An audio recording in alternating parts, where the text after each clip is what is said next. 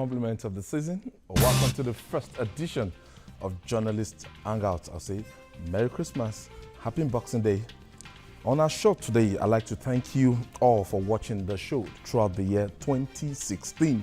For those of you who have shown interest in hanging out with us, I'd like to tell you that we are going to get in touch with you. That is on the 2nd of January 2017. Our producer will get it across to you. Thank you for showing interest. I look forward to receiving you. Today on the program, governors, others hail President Buhari over capture of Sambisa forest. President Buhari reaches out to Niger Delta militants for peace talks. And lastly on the show, police reward officers for refusing to take bribe in Ogun State. I'll be joined by Lekon Shote and Babajide Kolade Otitoju. So if you're ready, let the hangout start now.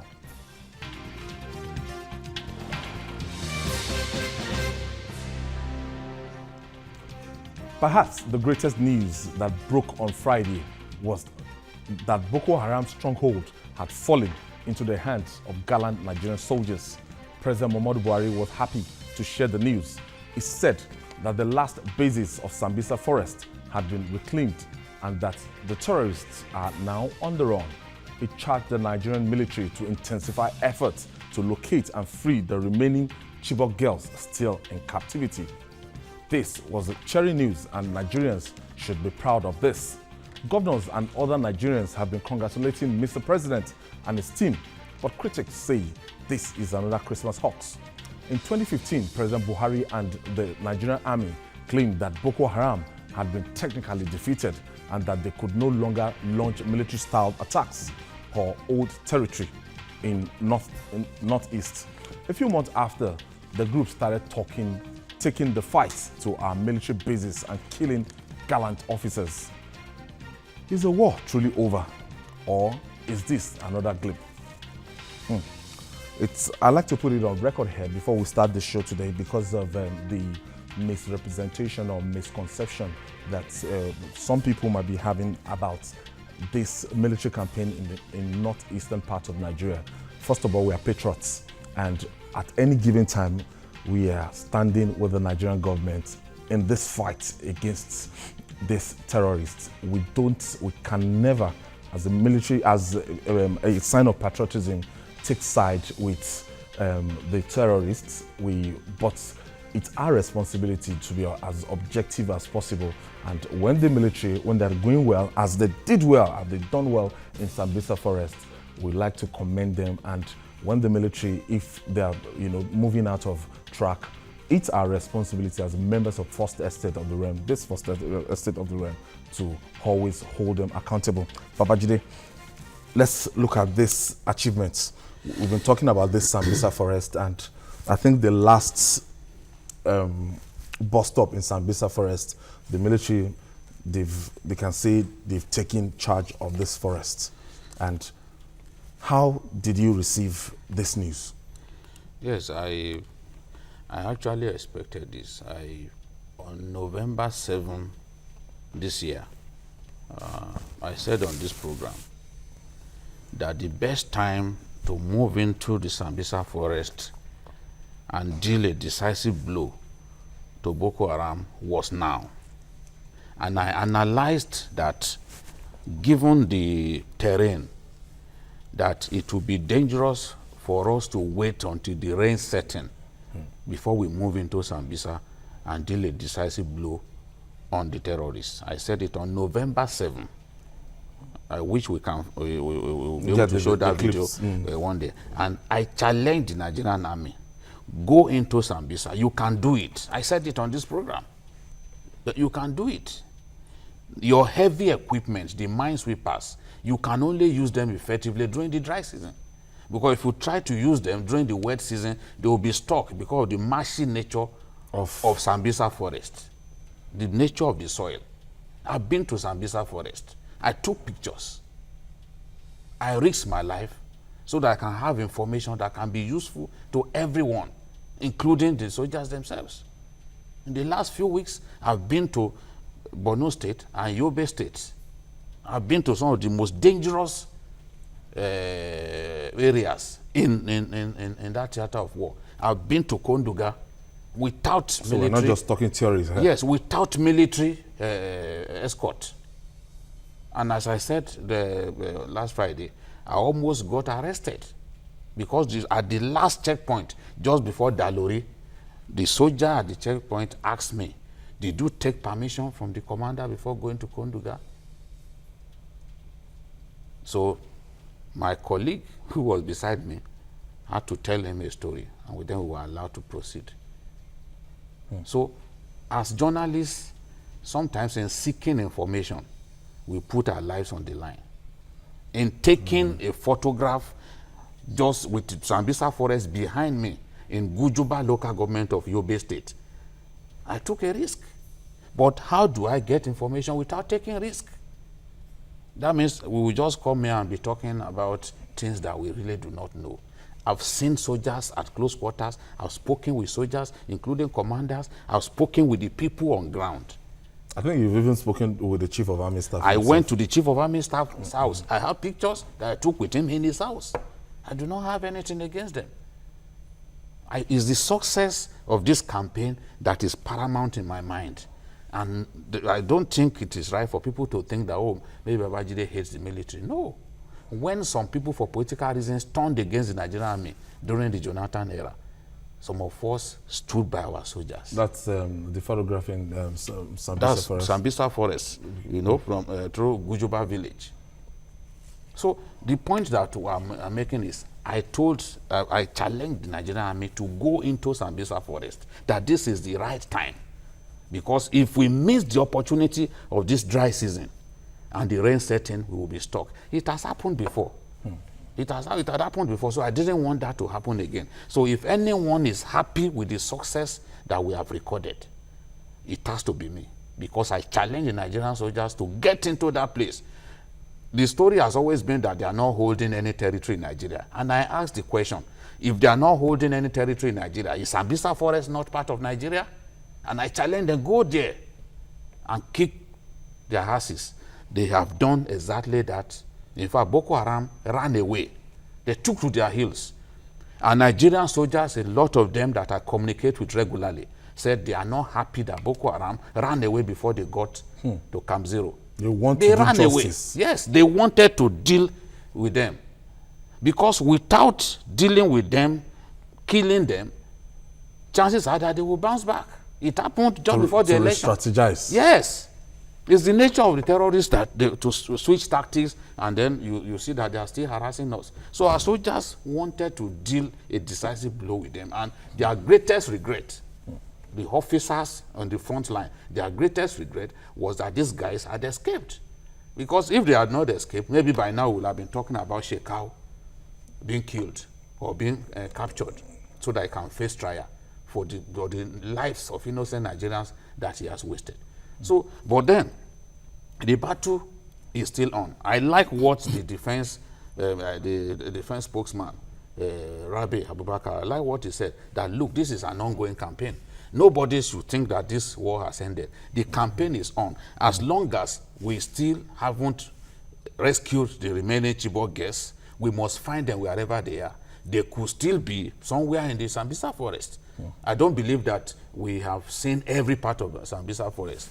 You know, so we must find a way to rescue them. Quickly, looking at these developments, if the Nigerian army and if Mr. President, I'm sure I saw some pictures earlier today, you know, the last of their enclave, you know, being burnt by the Nigerian army, and they were even taking selfies there and everything, the photograph inside Sambisa forest.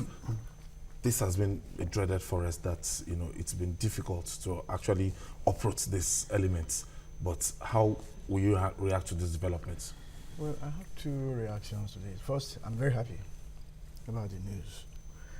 Then somebody pointed out to me that Sambisa Forest is as big as a country called Belgium.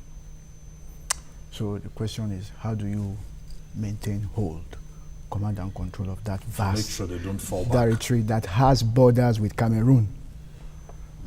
It's such a vast forest that it has borders even with Cameroon.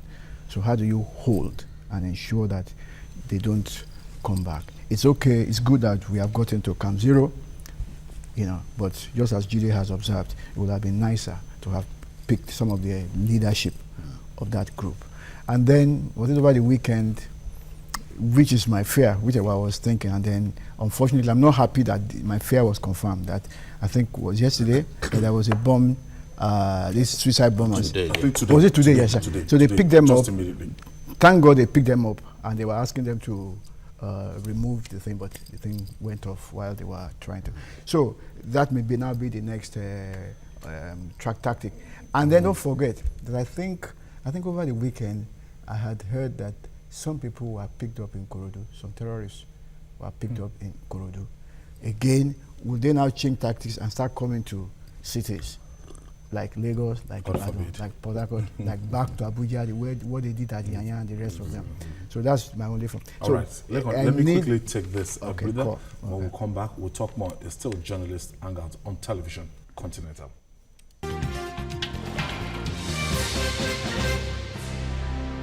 Welcome back. It's still journalist hangout, and we're looking at the capture of Sambisa forest by the Nigerian army. Now, we can tell you authoritatively that we're on top of that territory, and Sambisa forest had fallen earlier. I think was it on Friday? Friday. Yes. Friday. Okay. Lekon, as you were explaining. Thursday, I think it was Thursday. Friday. Okay. Yeah, as I was saying that, I just hope that they will not come to the cities and start doing guerrilla warfare, then I'm also, just as Jide has observed, I'm concerned about these young ladies, these young girls, these Chibok girls. Where are they? For me, the final victory would be getting those girls out of the clutches of the Boko Haram group. For me, that would be because I can't imagine me having a daughter amongst that group. Almost 1,000 days now. Yes, and be happy and relaxed. No, it's not possible. So I think the military still has some other assignments especially regarding those young ladies. Of course, in addition to holding that forest, ensuring that there's no, they can't come back into that place again. It's a big, vast land, and so the army must have to deploy every wherewithal to ensure that they don't come back into that place again. Julie, beyond this now, we might be faced with a situation whereby these people will be looking for soft targets, and these people might mingle with normal people, as Lekon has said. They might have, gone to any part, of the country, especially in the north, and So how do we deal with this situation? Because suicide bombers are just on the prowl, especially in the northeast now. You see, Sambisa forest is not the only area where Boko Haram could constitute some threat. The Lake Chad area, in fact, they are giving us more trouble in the Lake Chad area than they are giving us in Sambisa forest now. Because you remember the attacks on Gashigari, Malam Fatori, where they eventually killed Colonel Abu Ali. Those are along the Lake Chad, the banks of Lake Chad. And why that area is strategic to them is because they could move across the border if they come under threat. Our borders are very porous. They could move across the border, and a lot of the Boko Haram fighters are not Nigerians. I always give the example of what happened on the day we had the Giwa Barracks battle. The boys who were arrested could not speak a word of English. Could not speak English because a lot of them were from Chad. So they will always find mercenaries either from amongst Chadian rebels or some other people from Niger Republic. Quite a number of them are from Niger Republic. They are not even Nigerians. So the best thing for us to do is to have complete control of that area, from Monguno down to Mate, Abadam, all of that area. If we do not find a way to control the whole of that area, the threat from Boko Haram will not stop. Because if you look, just as I said earlier, if you look at attacks that have come from areas around the Sambisa forest. In the last few months, they've been very rare, but the battle has largely been around the Lake Chad area. And I said repeatedly that those local governments giving us problems, Moba, Abadam, and Mate, they are all along the border with Chad and the Niger Republic. So these are the areas where we need to tighten up security and work with our neighbors. I'm happy with the synergy that we now have with Cameroon. In fact, when we visited the commander of Operation Lafia Dole, Leo Irabo, there was a representative of the Cameroonian military that came to his office. So they are constantly talking, they are constantly synergizing, working together to ensure that we keep that corridor safe. That is where, that will be the last phase of the battle. Defeating Boko Haram inside Sambisa forest does not constitute the last phase of the battle. The last phase of the battle is that Lake Chad area. To the Lake Yes. Chad basin. And, Okay. I'm also happy that the Nigerian Navy is set to establish a strong presence in that area, especially in Baga. I think they are setting up a very strong naval regiment in that area that can respond to threats, you know, from these boys. Okay. I think we've lost the call. Monday called us from Benin Republic. I think Monday just tried to get us back. So, talking about the Navy combining with the onslaughts in that Lake Chad. The Chad area, yes. I'm saying that the Navy now, you know, we're setting up a base in Baga from where it can actually secure the Lake Chad area, you know, the Nigerian end of the Lake Chad area, so that these boys do not continue to constitute threat from that area. They badly want to control that area because they can bring in supplies, you know, through the Lake Chad. They can recruit people. There are so many villages and islands, you know, around the Lake Chad area where they can recruit people when they want, where they can bring in foreign fighters and all that. So if once we can secure that area, and this is where I think that Major General Lamidi Adeosun has his work cut out for him. He did a fantastic job as GOC 7th Division before the election. He overran all of those communities. The joint military. Yes, he's now the commander of the multinational joint task force. President Buhari replaced Burate with him. You know, when they made Burate the chief of army staff, and he brought in Lamidi Adeosun to take over from him as the commander of the multinational joint force. Remember, our president, when he visited those countries, Cameroon and Chad, he pleaded that a Nigerian should be allowed to be the commander of the multinational joint force. And they listened to our president, and Lamidi Adeosun was given that task. Okay, we have Bamidele. Bamidele is calling us from Oyo State, Ibadan in Oyo State. Thank you for joining us, Bamidele. Compliment of the season. Thank you. Thank you. Good evening, sir. Good evening. Thank you, sir. All right, go ahead with your contribution, Bamidele. What I want to tell you about this conquering Boko Haram from Sambisa forest. We are so much, we thank God for that, and more so, we appreciate the efforts of our president and the gallant officers. But one I want to tell you is that there was a time I was in Abuja 2 months ago, Kuje precisely. We carried, there was 30 points there. We carried one military man, a young officer. And what he told me was so pathetic. He said he had been there, guiding that territory. But the way they were treating them was so bad. He said we carried it with our own vehicle to Gwagwalada, we helped him. But what he told us was that even his wife was sick in Gwagwalada, where he's living. He cannot render any financial help to the woman because there wasn't any money. Before, they were giving them 30,000 naira. The last year, they were giving them 30,000 naira for those people that used to stay at the checking point. But now they are not giving them 10,000. But what I want to say is that those people are there securing our life. Look at the senators. They give them what 1,000. They give them what 100 people cannot collect for salary in a month. Look at those people that are working. That's my first point.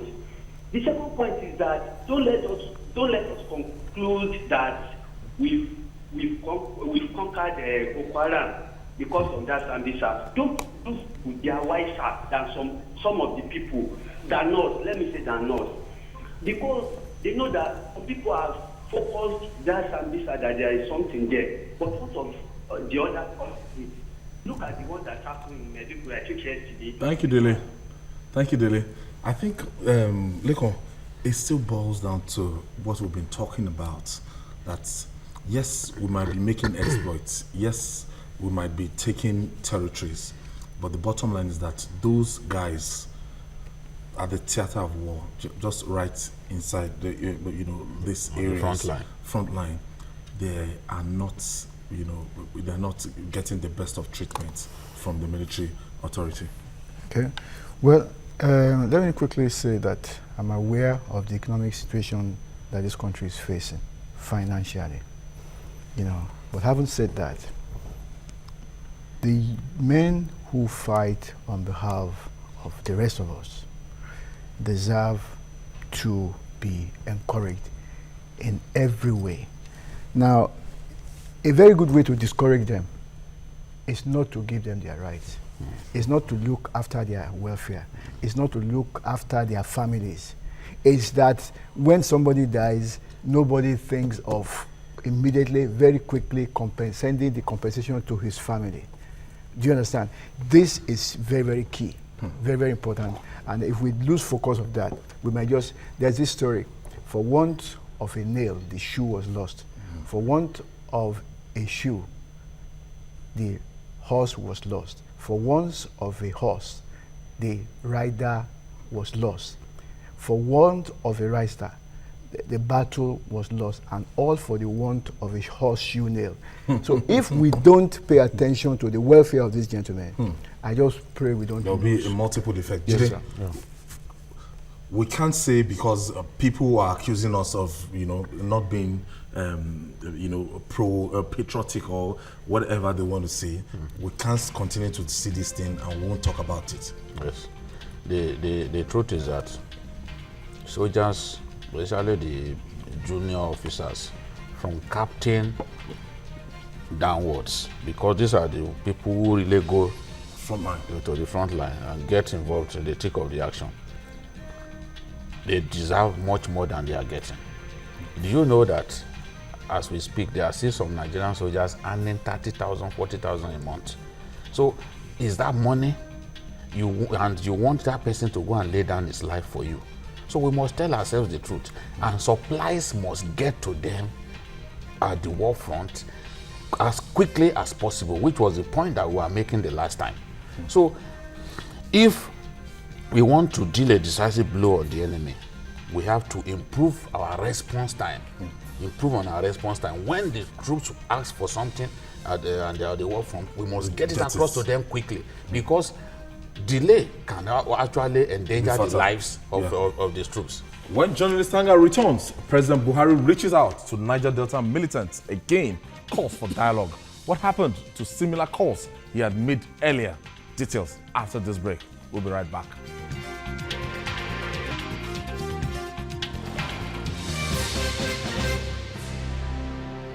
Welcome back. On Sunday, President Muhammadu Buhari appealed to the militants vandalizing oil installations in the Niger Delta to come to negotiation table. He said this would afford both governments and the militants the opportunity to decide how the nation's resources could be managed instead of agitators picking up arms against their fatherland. This is not the first time Mr. President will be making a call like this. What is really going on? Lekon, we're told that the ample peace we have in the Niger Delta region now, that the presidency, they've gone ahead discreetly. They've had some negotiations. Negotiation with these guys. That's right. And in furtherance this negotiation, and recently, I think the agitation has, Tempo, there has been no bombing lately. no bombing and everything. Right. And I was told that I think maybe we are doing 1.8 million barrel or close to 2 million barrel back. That's right. That says a lot of progress. That's right. And if going by what it was projected in 2017, if we keep this momentum, it might not be as bad as what happened in 2016, where the Focados, we had it bombed and the production reduced drastically. Yeah, let me first say that OPEC, that was trying to get member states to reduce production so that prices can go up, actually exempted Nigeria and Libya because of the internal crisis in those two countries. So I think Nigeria should take every advantage. It will be good for us. It is very, because prices have gone up now. It's about $51 or something. It's gone up again from 38. So it's coming up gradually. I think that's a very good thing for us. So the cream off from that, which should be, one, should be able to fund to an extent the 2017 budget, one, and then secondly, it may, if it will not eliminate the complete depreciation of the Naira that we have right now, it should at least not, the Naira should not continue to slide as we've had in the last 5 or 6 months. Yeah, so therefore, I think that the president is right in making use of the carrot and stick approach. Don't forget that these people have some 10-point agenda that they presented some time ago. Yes. And I think it's not, I want to say this, that talk is cheap. It's not enough to say, come to the dialogue table. You also need to let them know that the issues that they have, those 10 issues that they have presented, we want a maritime university, we want some of us to have oil block, and the rest of them, restructuring, the cleanup of Ogoni. It's not enough to just do a symbolic appearance at Ogoni. Do you understand? We need to know that effort is actually going on in every theater. I mean, why don't you just take television cameras to these places and let us see work going on, so that Nigerians know that the work is going on. Exactly, and several other issues that they talk about. Some of them I don't agree with them. Why are you pursuing PDP people instead of APC people? That should not be there. I think that is not the issues that they should be talking about at all. So what I'm trying to say is that, yes, the president can talk, but let's see action. Let's know. Then they themselves, because right now I'm asking myself, who is the leadership? Who are the leaders of thought in South right now? Is it the governors? Is it some people? You know, who are those people? Is it the militants? Because some people went to see the Minister of State for Petroleum, and some people said no. You know, and people keep saying no. We don't want Edwin Clark to represent us. Some people, okay, who are? Who is the federal government going to talk with? I think some people in Niger Delta needs to come up and let us know who are their spokesmen, who are the leaders of thought that the government can engage, so that we don't have the kind of situation we had with about 2 years ago with the Boko Haram, when the Chief of Defense Staff announced that we have had a breakthrough discussion with Boko Haram. It was the wrong set of people. Julie? I think the federal government will experience stability, continue to experience stability if they get this right now. That these guys, because of, in spite of the diversity of their thought and everything, they've been able to bring them to the table. That's right. And they've been able to reach out to their leaders. How best can we continue to maintain this peace? Because it's not in the interest of Nigeria for there to be problem in the Niger Delta. No, it's not. It's not. Because we've already admitted that we lost 1.5 trillion, you know, to all those attacks. Already, you know that even the export line, the Escargo's export line remains unrepaired. They've done substantial damage, and we can see that despite sending about 4,000 soldiers to the region, it has not curbed the bombings. So it is clear that military military strategy will not work. The military option will not work because we have pipelines crisscrossing so many communities. How many of those pipelines can you police? It's extremely difficult. So the president needs to show that he's serious. It's not enough to be begging them. The other day he was begging them with God that in the name of God that they should stop the bombings and that he wants to make peace. But we have not seen very concrete plans in place. Yes, he has met with some leaders of thought from that region, but he needs to move a step ahead now by constituting his own mediation team or get some international mediators. We have people who can do people like Andrew Young and the rest of them, you know, who are very good at making peace. Even the former president of U.S., Clinton, is very good at things like this because he has the clout. They will respect him. They will listen to him. So the president has to walk the talk. He has to move ahead from just mere rhetorics to putting a concrete plan for mediation in motion. He has to set up his own team. We have who one are of the our people? own too, Ambassador Sulu Gambari. Yes. Is an international. There are Ibrahim people. Bangari. No, even if I'm just saying they don't want to use Nigerians because our own peculiar. There are foreigners. After all, foreign mediators helped us to secure the release of Chibok girls. So they can also help us now to stop this bleeding that is taking place in the Niger Delta region.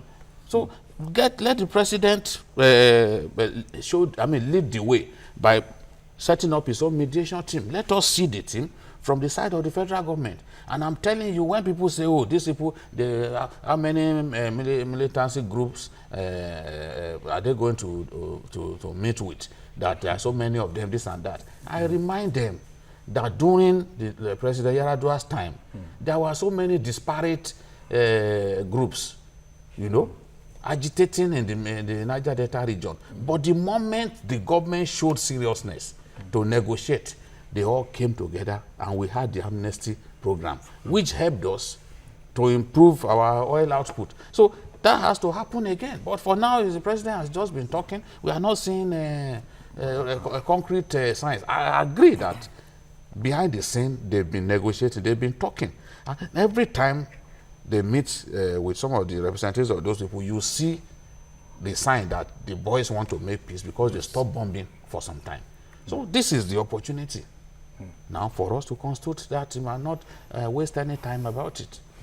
Lekon, we've had so many reports, we've had so many recommendations. Even as of 2014, they had the national conference had kind of recommendation, and the committees that have been set up for Niger Delta before now, several others, they have. What should the federal government do? Because some people are saying that the amnesty program of Yaradua, that if they see it through, that will go a long way in stemming the tide of violence in that region. Let me quickly say that the issues are existentialist issues.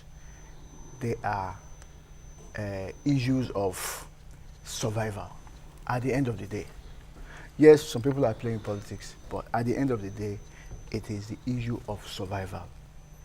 Some of them are saying that if you end the amnesty, which the president has extended till next year, that there may be issues. Even is it General Borough, what's his name?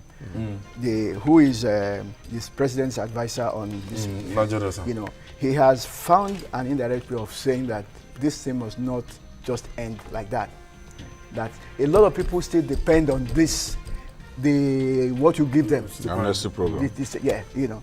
So that is that. And then don't forget that one of the 10 points of the Niger Delta militants is the implementation of the provisions, well, if not 100%, of the conference. Yes, confirm. Do you understand? So we need to look at these issues. It's not enough. I'm not impressed that the president says it's in the dustbin or somewhere on the shelf in his office. I think we need to really look. We can't spend so much money and then the president says he's not going to. There are some very very laudable initiatives. Yes, you need to look at it. You may not take it 100%, but there are some issues there that are very, very important that the president needs to look at. Even the TSA that we're talking about was a recommendation of the conference. Exactly. Let me quickly take this break again. When we come back, we'll talk more. So, journalist, Hangout.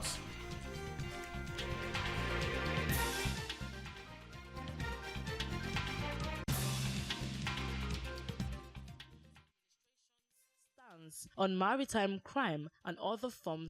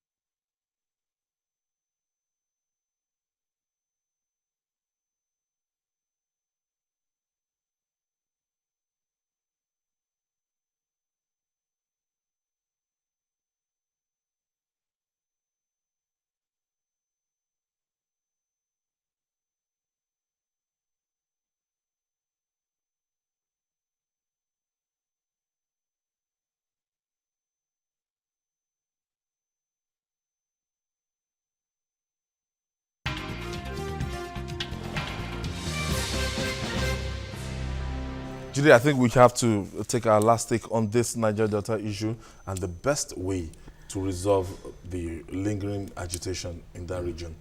And the neglect has been there for a long time. Yes. And I think this government...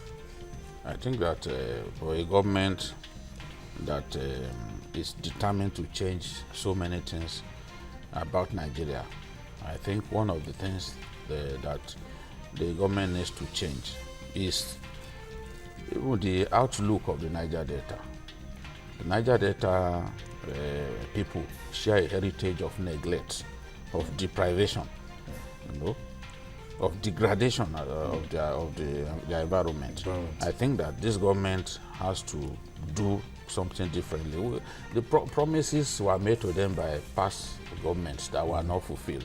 I think that this government has to show that it is much more serious and determined to walk the talk. So, and one way to do it is to show those people that, look, we mean well for you.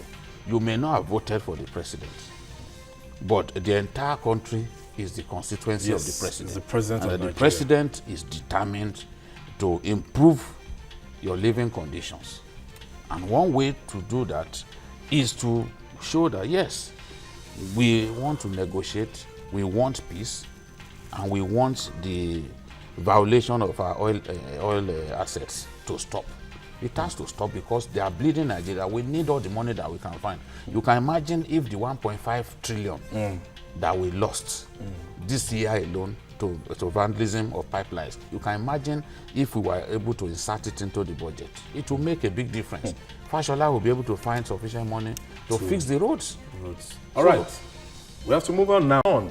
The Police Community Relations Committee in Ogun State has rewarded 5 gallant seven police officers in the state for intercepting and arresting 2 suspected assassins and refusing to be bribed.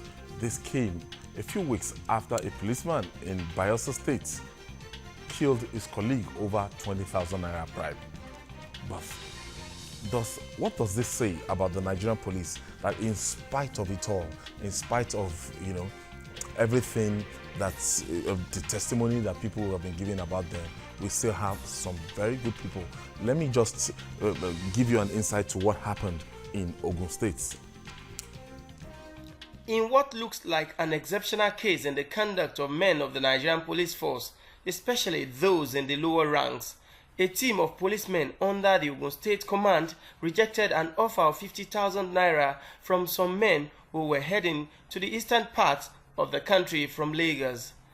The police insisted that the three men must prove that they owned the vehicle they were traveling in and allow the vehicle to undergo a thorough search. Their exemplary bravery, according to the chairman of the Police Community Relations in Ogun State, Ibrahim Olaniyan, led to the discovery of who they are and what they had done. He noted that if they had collected the bribe, the perpetrator of the evil act might not be known. Even we believe if you want to pass, to have your way, our police checking point is 50 naira. But for a police team to refuse to collect a bribe, by so doing, they save a life, they save a property worth millions. And it's a glory to the Commissioner of Police of the state, because that is exactly what he stands for, Ahmed Ilyasu. This is an outcome as a result of the new change in the face of policy in the state. It's as a result of the robust community engagement in line with community policing, in line with change begins with me. In view of that, the entire community of Ogun State, the Police Community Relations Eminent Persons Forum, have observed that the police are changing the face of a new face in line with their duties, and they have therefore decided today to honor good work and hard work and dedication to duty and efficiency. One of the rewarded officers couldn't hide his joy and assured Nigerians that the gesture will spur him and his colleagues to do more in terms of protection of lives and property in the country.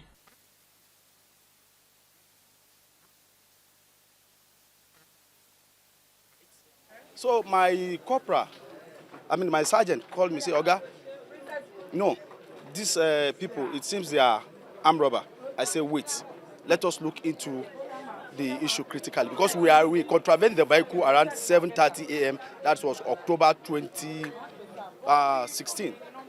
So when they started, shouting on us, I said, no, calm down. We'll get the fact. We'll go to the bottom of it. Kazim Olowe, TVC News, Abeokuta, Ogun State. It's not a bad story after all, because it's not every story that you hear about the police. 95% of those stories are not so palatable, but yes, this one they've shown honesty, conduct and everything. In spite of, for a policeman on patrol, 50,000 naira is a big money. Yeah, we agree with me. Yeah. The salary of a sergeant in the Nigerian police force is 53,000. It's between 48,000, depending on what step. Sergeant. Yes, sir. And you would have invested like 10, 20 years before getting to that. So if somebody now offers them 53,000, that's your salary. That's your salary for a month, and then you turn it down. I think because he just mentioned sergeant now. That was why, and that tells you a lot, that it doesn't mean that everybody in Nigeria police is a bad something. It's a bad egg. Immediately they saw them, they had this intuition. Yeah, that something was wrong. The members that these guys are not. Wrong, yes. They're not up to any good. When you see people who have something to hide, there's a way they conduct themselves. There's a way they carry themselves. They behave. There's anxiety written all over there. They want to be off as soon as possible, and then, we just say kudos. Well done to these gentlemen who have done their job. But having said that, I still believe very strongly that members of the Nigeria Police Force need a lot of training in handling people, discharging their duties. I recall, as a student in America, some of my classmates were studying for their MSc.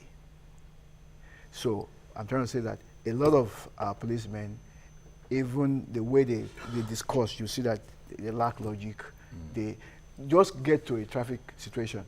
They will see that the officer there is not even thinking ahead of the drivers. When there's a confusion, he now stands. He doesn't quite know what else to do. Judy? So you need more intelligent, more educated These people. officers, I'm sure. Especially, I noticed that, the senior officers cadre, we have a lot of brilliant and intelligent police officers. Yeah, they are educated. A good number of them are educated. So many lawyers now in the police. Some people with 2 degrees. Some people with PhD. So the police is no longer like before when only the never-do-wells found their way into the police. Only people that you can call birds of passage, people who find nothing else to do, ended up in the police. Some people still get into the police because they could not find any other job to do. I'm not saying that the police is now such a fantastic place that never-do-wells are no longer there, but I'm saying that brilliant people now get into the police. People go to university, they come out of the university, do this short service course and get into the police. You will expect that with such people, things will improve. Because the image of the police is not good enough at all. We have policemen who are even into armed robbery. Policemen escorting armed robbers to scene of robbery. That's happened. Policemen escorting stolen goods to the point where they are going to discharge the stolen goods. Policemen escorting trailers hijacked from their lawful owner or owners and taking such trailers to where they are going to, the content will be discharged. Policemen even raping suspects. And to even contribute to what you have a sizable proportion of policemen now in drugs, around drugs. Yes. As in, no, you see policemen. There's a particular joint that people go to smoke weed. They take heroin, they take cocaine, and policemen, they go there to take those things, and anytime they come back, they are now. There are bad eggs. The policeman who killed people on Boxing Day last year, remember? Yes. He must have been high on something, and he wasted twin brothers. So, but the point that one is making is that these ones from Abeokuta, the one from Ogun State, they've shown exemplary conduct, and they need to be encouraged. We must encourage the Inspector General of Police to reward beyond this 100,000 naira. Yes, 100,000 is not a lot of money. Example, yes. You must reward them because look, we are saying that in Nigeria people get murdered, and such murders are not solved. Yes. But with what they have done now, at least we are confident that this particular murder will be solved because they intercepted the suspected murderers. So the IG has come up with a program. Change begins with me. That's in the police. He wants change. But he must now, once people who have shown exemplary conduct, professionalism, and respect for the ethics of the policing profession, once they are identified, no time must be wasted in rewarding such people so that we can hold them high up for their own colleagues to see them and know that this is the right way to behave. So that's yes. And if we continue to do that, if we sustain that, over time, we will have the police of our dream. Good call.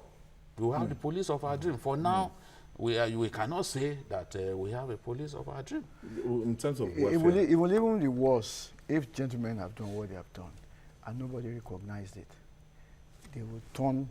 This initiative is coming from police relations.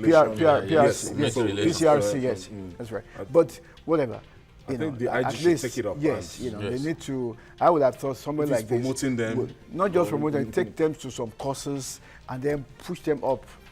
Let them handle things that have to do with morals. It can be given double promotion. Yes, so that they are, because if you just $100,000 naira. No, it's not a That's lot. not a It's lot not of a lot. money. Though it's a good token, but it's not going to do a lot.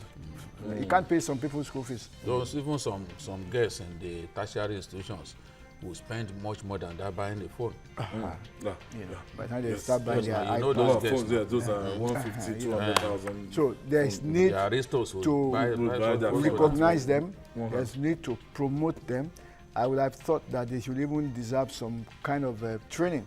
And I'm thinking You that know. even national award Yes. should be given to police officers like this. That's right. At the end of the year, Special recognition. some of the politicians, the charlatans who eventually materialize on the list of national award recipients, you know, I think that policemen or soldiers who have shown exemplary conduct, Yes, especially like these the soldiers in the Colonel. Northeast doing well, Yes. they should be given national award. Yes, give some Remember people what a posthumous. soldier said the other day. He said, why are we not being given the kind of treatment that Mr. President is giving Chibok girls?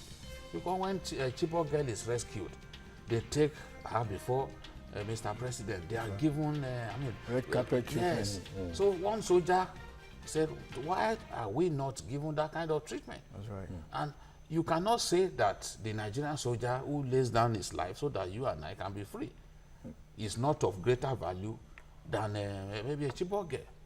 So the people who lay down their lives, who excel in policing our country, in defending the territorial integrity of our nation, deserve to be rewarded in a big way. I don't even see why the president cannot even visit them. You don't need to announce that you are coming. Let's just show the photograph, the film footages that you have been there. And then host their wives, That's host all. the wife of widows. Yes. And The those fallen ones. fallen So that we'll fallen be able heroes. to- We're able to do more. Gentlemen, hope you enjoyed your Christmas holiday. Wonderful. I think we're still, Jide, we still have holiday tomorrow? Yes, Yes, sir. but that is for other people. You know, you and I are not. We are always here. It's a nation that we like public holidays in Nigeria. The Christmas was on Sunday. I thought today Boxing Unfortunately, Day. we can benefit from such public holidays. Tomorrow we are going to definitely be back here here. And that's it on Journalist Hangout today. Join us tomorrow for another exciting episode of Journalist Hangout. You can watch the repeat broadcast tonight at 11 p.m. Nigerian time. You can also watch Journalist Hangout on YouTube. That's youtube.com/TVC News Nigeria. Our feedback channel is Journalist Hangout at tvcnews.tv. I'm Ayodele Ozubako. Enjoy the rest of the holiday.